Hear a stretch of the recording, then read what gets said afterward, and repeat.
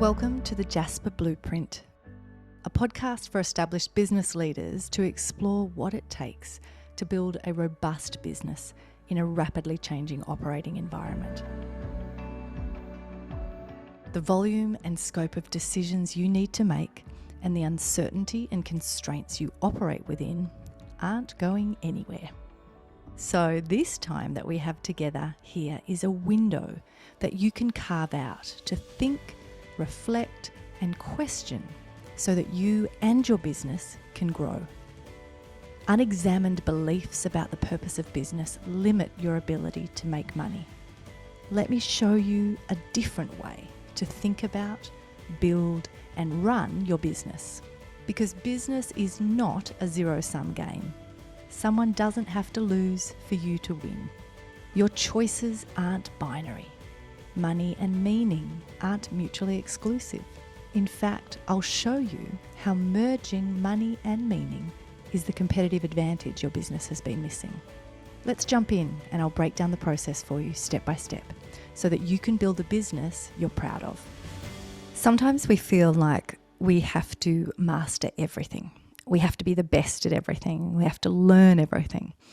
Today, I am going to be focusing on mastery, but bringing it right back to the skill that I think you need to master, because you don't have to get really good at everything. That is both unrealistic and a waste of your time. I want to help you get really clear on what your own brilliance is, what your organization's brilliance is, and being able to create around you those conditions, set up the partnerships, outsource where necessary, but really get to a place where you can operate in your lane and then you can tap into the right people for other skills. So while today is looking at mastery, it's looking at mastery in one area, because part of what you'll find as you go through these podcasts with me, or if you engage in our free masterclass or work with us, is that there's a bunch of the work that I do where it's my responsibility and it's our team's responsibility to have captured methodology and to have built up those step-by-step processes that are proven processes you can then use to fast-track your results, to leverage our decades of experience and get the results that you want to see. That is our responsibility. But there are some areas of our work where actually we're going to be honest with you and say, this is something you are going to need to take the time to actually master and learn to understand for yourself. Today, we're jumping into one of those areas. And that is around the aspect of business modeling. Business modeling is something that it's actually really unhelpful if you get someone else to design your business model for you or capture it for you and then say, great, that's our business model.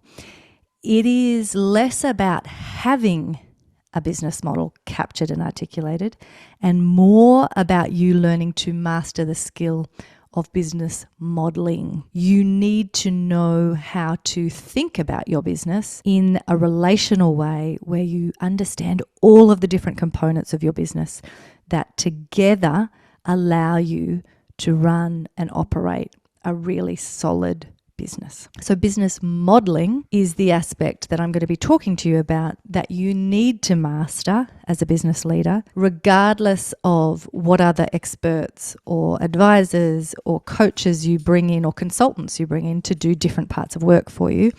This is a skill you need to master yourself, and you actually do need to understand it. So you will have absolutely been in the situation, I'm sure, where you've engaged an expert or brought a consultant in, paid them serious cash, and you have the frustration of them being so in love with their particular topic or area that they are kind of forcing you or expecting you to want to master it too and to become an expert in their area. And it's really annoying because you feel like saying, well, hang on, that's what I've paid you for. And I don't actually want to take the time to understand this. I want you to help me. I want you to tell me and give me your advice on what I should do here.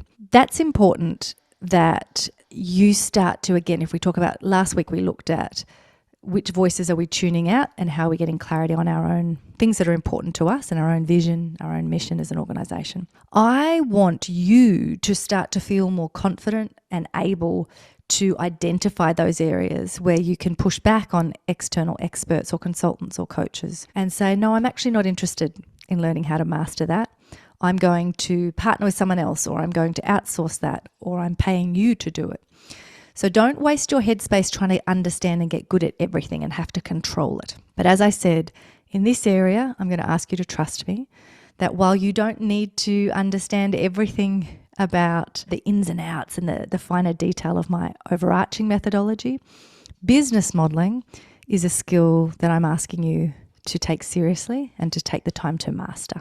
When we train organisations in how to use the business model, the tool that we actually use is the amazing tool, the Business Model Canvas, which was created by Strategizer. So it's not a framework or a tool that I am claiming that's my own methodology, but it's a really powerful tool that we use. And like most things, there are a lot of people who talk about the Business Model Canvas or say they use it who don't use it very effectively and certainly don't leverage it to its full capacity. But when we run through it today, and obviously in this episode, I'm only going to be able to touch on a few key areas. But as you interact more and listen to more of the episodes or do more of the work with us, you will learn the full power of what a business model enables and what that skill of business modeling does for you as a business leader. What I want you to think about when we go into this conversation today around mastery and me calling out this as one of the skills that you are going to need to master as a business leader is that we need to start to make it part of our practice as leaders to acknowledge that everything is connected.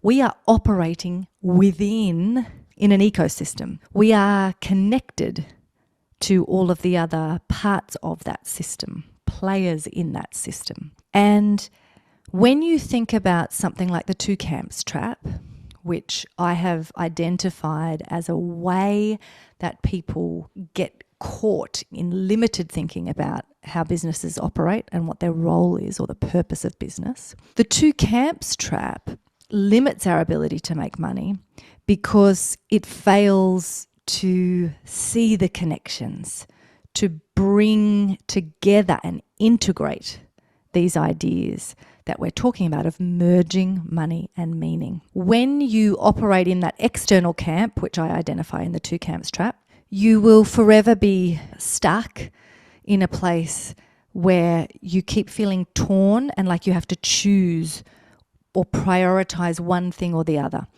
Am I running the business, which in an external camp category means you're focused on how do I make as much money as possible, ignoring how I make that, not necessarily looking at the consequences or flow-on impacts of those decisions. And then once I've made the money in the business, I can then step outside the business and with percentage of profit or with some of our time or giving away products or services, we can contribute externally to the business. The internal camp, which brings us into this part of the conversation where we're saying we need to, as leaders, be thinking about how things are connected, is about the spotting of opportunities where we can say, how do I actually look at the operations of my business, the core business activities, the decisions we're making, how we prioritize who we hire, who we buy from, how we treat people in our supply chain, the customers we work with, all of those things that are business decisions internally. How do we look at those as being the levers we have to pull to actually contribute and make a difference in the world? That's the internal camp. We're saying our contribution and our sense of meaning and purpose come by the very way we make our money. They come in the way we run our business, not just enabled by it through the giving away of profit or time or products or services. So just like we don't want to fall into that category of the external camp and separating out these ideas, we equally don't want to come into this place when we're strategizing or when we're planning for our business. We just go straight to things like a business plan, and we only think of a business model as something that's about a pricing strategy or a pricing structure, or that it's about our mode of delivery, and that's the extent of a business model. We don't want these disconnected, simplistic ideas to be at the forefront or the primary way that we think and operate as business leaders. Instead, we want to be able to really come into a place where we are cultivating a better understanding and have visibility and insight across all of the different factors that are at play in our business, and that give us visibility of the levers we have to pull as business leaders. So what will happen if you stay operating in the external camp? If you stay simply developing out really long, detailed business plans, or if you stay thinking about your business model only as your pricing strategy or the mode of delivery, you will be attempting to run your business like you are blindfolded with one hand tied behind your back. You will be reacting to, trying to respond to this onslaught of a rapidly changing environment and setting yourself up with a disadvantage right from the beginning. And that is why I am telling you that business modeling is a skill you need to master, not just something you need to pay someone to do or, sit down for 10 minutes and smash out a one-page business model canvas. You need to master this skill. Take it seriously. Give it the time and space it needs for you to understand how to think this way about your business. I'm not going to run you through all 9 areas of the business model canvas or try to give you a complete introduction in the episode today. Instead, I'm just going to focus on one way of thinking about the business model canvas and then give you 2 areas of exploration to work through that, so that hopefully it's enough to whet your appetite and get you curious and start your thinking, but not so much that I overwhelm you, which I can do. The way I want you to think about the business model canvas is with the idea of a front stage and a backstage. So if you think of a concert and the performance happening in front of the curtain, that's everything that the audience can see. So in the business context, it's everything a customer can see about your business. It's the interactions that are taking place there in that front stage. The backstage is behind the curtain. It's everything that needs to happen and be done in order for that performance or the delivery to be happening on stage in front of the curtain. So think about your business model in that way, front stage, backstage. Always, when you are designing or thinking about your business model, you start with the front stage, the customer-facing aspects, the understanding of a customer. You don't want to be building a business model where you are obsessed with, in love with, and completely driven by your product or service and then trying to force it onto a customer base. You want to be designing that business model from a place of curiosity and exploration to test and refine based on an understanding of a customer. So the pieces to focus on in that front stage, a genuine desire to understand the customer. And what I want you to do when you think about your business model in this way is, unlike what most people do, when I said to you that often people, when they talk about a business model, they're just talking about their pricing strategy. Most people will go straight to, how would we productize this? How are we going to price it? What does that look like? How many do we want to sell? In your front stage, we're going to get to that last. That is not where we start. You're going to start by diving into an actual understanding and articulation of the customer segments. Then you're going to move to value propositions, because it's this dance between understanding who you're working with and what is of value to them.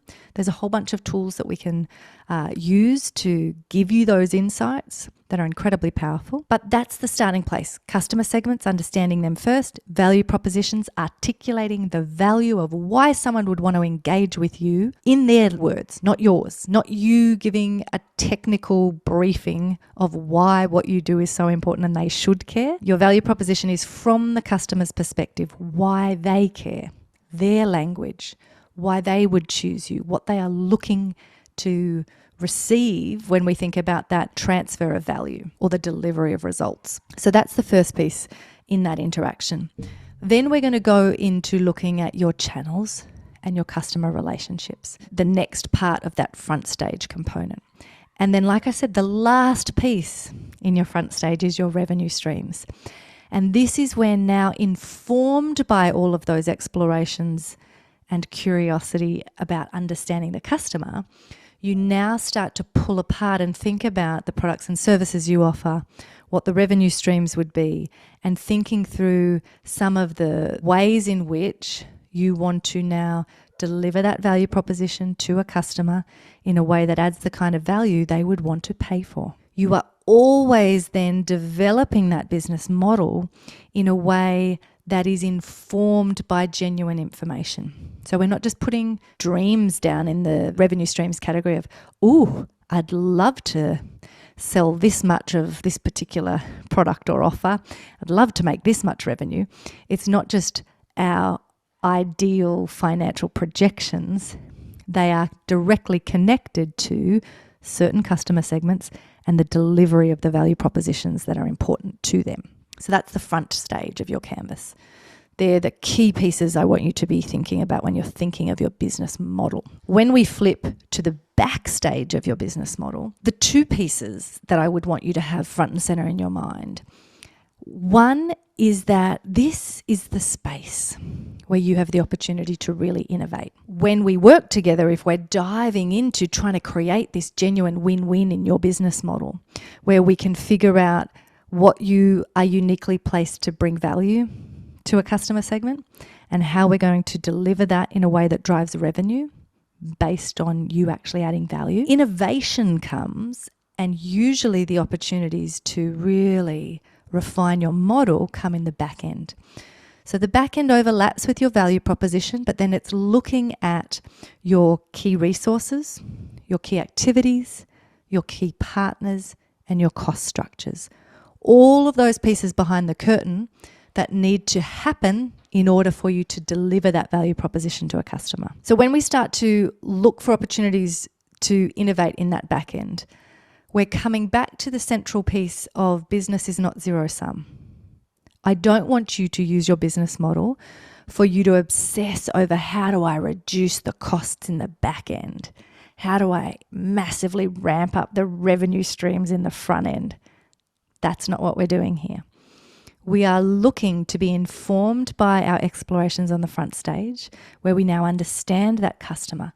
We understand the pain points they have, the gains they're wanting. We understand the jobs they need done. Our articulation of the value propositions we must deliver are now informing what activities we have to do in the back end. What are the types of resources we're going to need? Which partners will be essential for us to deliver that? We use the idea of innovation in the backstage to help us think differently and always keep working the model until it lands us in a place where it's a win-win, where we say, not just, oh, how exciting, this stacks up financially, we're going to make lots of money here, but where it stacks up because we're excited that, oh my goodness, this is going to deliver incredibly on those value propositions that a customer cares about, and we are able to do it in a way that actually makes real financial sense for us as a business as well. Everyone's winning.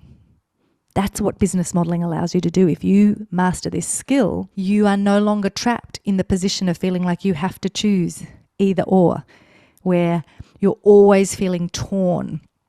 You can use innovation in the backstage to bring to life your version of a win-win business model. And the second piece that I want you to be conscious of in that backstage of your canvas is that this is where you have the opportunity to focus on getting really clear on which things you need to do in-house and own and have exclusive access to that are in your key activities and key resources, and which things are best to outsource into key partners. When we use this aspect of the backstage to think about what needs to be done in-house and what we outsource, we're able to step more fully into this piece that I'm encouraging you on of stay in your lane, own your brilliance. Don't try and master everything, but figure out what makes sense from a feasibility perspective, a viability perspective.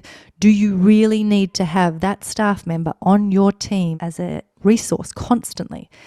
Does that activity have to be done by an employee, or would it be better to outsource it to a partner where they actually specialize in that, and then you just access it as you need it?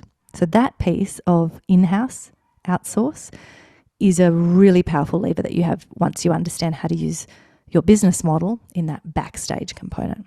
I'm going to leave the explanation of this aspect of mastering business modeling there for now. But if this is something where you go, oh my goodness, I really do not understand how to think about or understand all of the different parts of my business and how they connect. And so I feel I am that description from the beginning where I'm trying to operate with a blindfold on and one hand tied behind my back. If you feel that way, then I would encourage you to do a deep dive. You can use our business modeling series to do that, which is available. You can jump into the show notes and grab the details to register for that. That piece from our business model perspective is something that we have designed. We've been training small and medium-sized businesses around the world to do business modeling using the business model canvas since 2011. And we have designed the business modeling series to bring all of the best of those workshops and the materials we've developed over the years and make that accessible and at a price point that anyone running a small and medium enterprise, a small business anywhere in the world can jump on and master this skill, because we feel so passionately that it is a foundational skill you need to master. And so we have made that available. So jump into the show notes, and if you want to really be better equipped to do that work, that is the place to start. If in listening today and thinking about these aspects of how you currently operate and strategize and think about your business, if you're saying, yes, this is a gap, I do absolutely need to learn to master business modeling, but I also want to go broader in that work of thinking differently about business, how I'm running my business and how to genuinely merge money and meaning, then the piece that I would suggest you do is jump into the show notes or send me a message and register for our free 2-day masterclass called Merging Money and Meaning. That piece is going to be the natural place for you to go if you want to have some more exposure over that 2 days to the critical elements that we will walk you through that are going to help you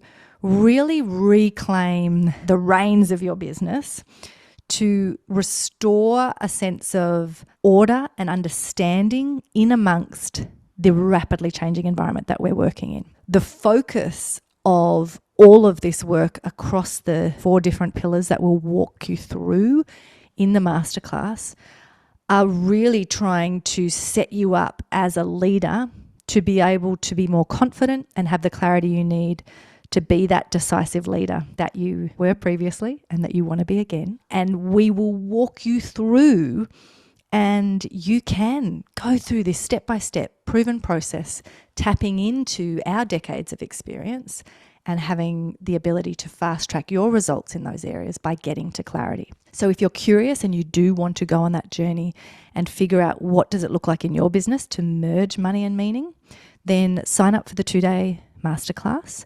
I look forward to seeing you there live, and you'll have the opportunity to jump in, ask questions, do some back and forward, and really get a better understanding of bringing this into your business and into the way that you think as a leader. So there are your 2 options there if you want to dig in a bit more. You can jump into the business modeling series and go deep on starting to master that skill, or you can sign up for the 2-day masterclass, which is a free masterclass, and really get the chance to go much deeper than we can here on the podcast into these critical areas that are going to allow you as a leader to show up in the fullness of you as your best and lead your business through what will otherwise be a rather chaotic time ahead. So can't wait to see you. I'm hoping you'll join me in the masterclass. I'd love to see you live. And otherwise, jump into the business modeling series and we can answer any questions that you've got related to that as well. All the information is in the show notes, and I will see you next week.